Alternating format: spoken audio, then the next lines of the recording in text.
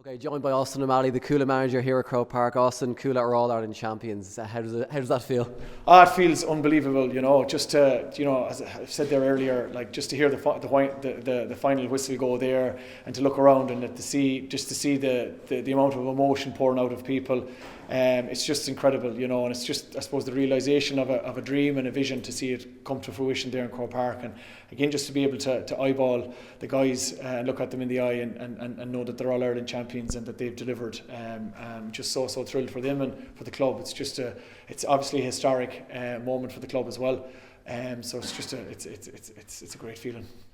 As games go, it was pretty pulsating. Obviously, this big lead at half time. Errigal come back into it in the second half.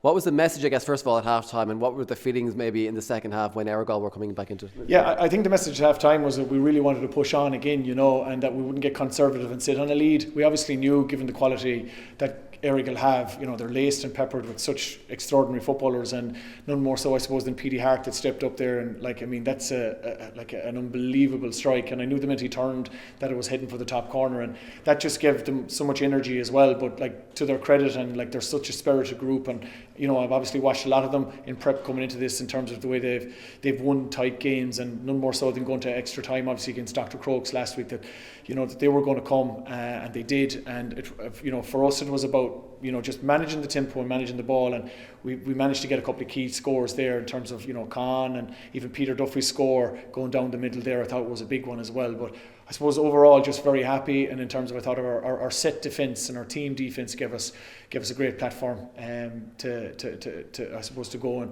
and transition and get dividend the other end. And I guess that experience that you have in the team as well, told obviously Mick Fitz in there, Con in particular in the last few minutes was exceptional in terms of just maybe steadying the ship when Errigal were coming at you in the last 10 or 15 minutes. He was able to do that. Yeah, without doubt. Again, he's done it all year for us in those big moments. He's such a leader for us, and he's such an iconic player. And again, just even his situational sense or his game intelligence to spot those moments. And I suppose he's a guy that has won so much, and the same with Mick, that they have so many reps through the system that they recognise those key moments. And the game is punctuated by big moments and recognising them when you've got to do something. And he was incredible there, I thought, at the end for us as well. Just the leadership he showed, the score he kicked, but the block even at the other end, and all that stuff. It's just incredible. When you talk about Con and Mick and Pather and these guys in terms of what they've won, and just the hunger and the sheer energy that they bring to everything in terms of them growing and wanting to grow as well. I spoke to you after the county final, and we mentioned what a journey it's been for Cuala over the last number of years from a football point of view. Obviously, you were in Senior 2 Championship for a few years, the team, and struggled to get out of it for various reasons. The COVID, for example, a delayed promotion. You finally got promotion. Obviously, the last couple of years have been building, but this year in particular has been utterly exceptional. Obviously, winning a first county title back in October, and now going on to win the first Leinster and the first All-Ireland as well. It's been some journey over the past few years. It has, yeah. It's been an incredible journey, and I probably maybe have said this before, but I suppose it's a number of years, in the build, and I've always said this, over the years, maybe the scoreboard didn't reflect, and we didn't get what we wanted. We were beaten by a point last year, obviously in Jude's in a quarter final, in the previous year, obviously at Crokes. But I still felt that individually guys were growing, and collectively as a group we were growing, and the scoreboard might have shown that. But this year I think it was about really doubling down and taking those learnings and really going after certain particular things, and I think it served us well.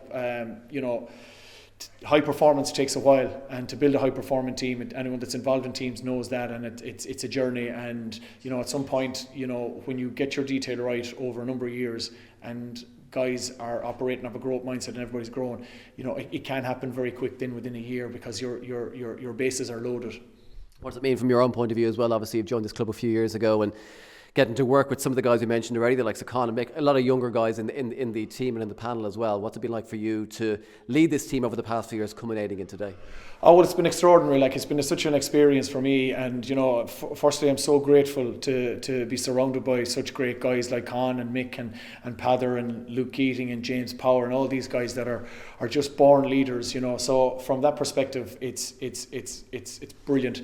but also to just be given the opportunity by a club. Obviously, I'm cognizant of the fact that I hadn't coached a senior team prior. I coached obviously in university in UCD and that, but the backing from the club, you know, to give me that opportunity. And then I'm always saying, like, if as a coach, if you think you're the smartest guy in the room, you're in trouble. So just the collection of smarts and the collection of individuals that we have, and the intelligence within the group is huge. You know, so my job really is, I suppose, it's just really has been a shepherd and trying to create an environment that they can go and express themselves and that they can grow. And if you can create an environment like that and guys step up, it can be a really special thing. And tonight it's very special. Yeah, and finally, just a word on the supporters, because we've heard all about the Cuala Ultras, the Cuala support over the past number of weeks and months, travelling the length and breadth of the county and obviously the country as well to support yourselves. They were here in force today as well, getting the dart from Dalkey to Connolly Station and obviously marching up here as well.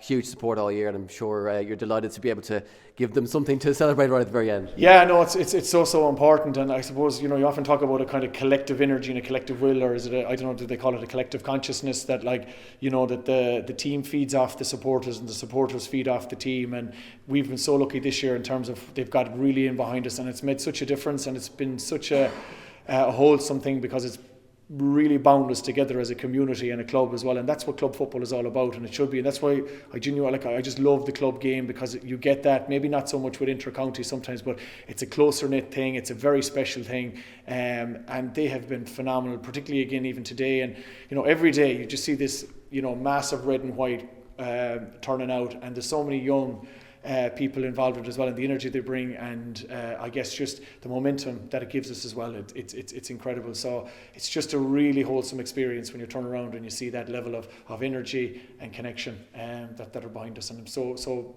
you know, proud to be associated with the club.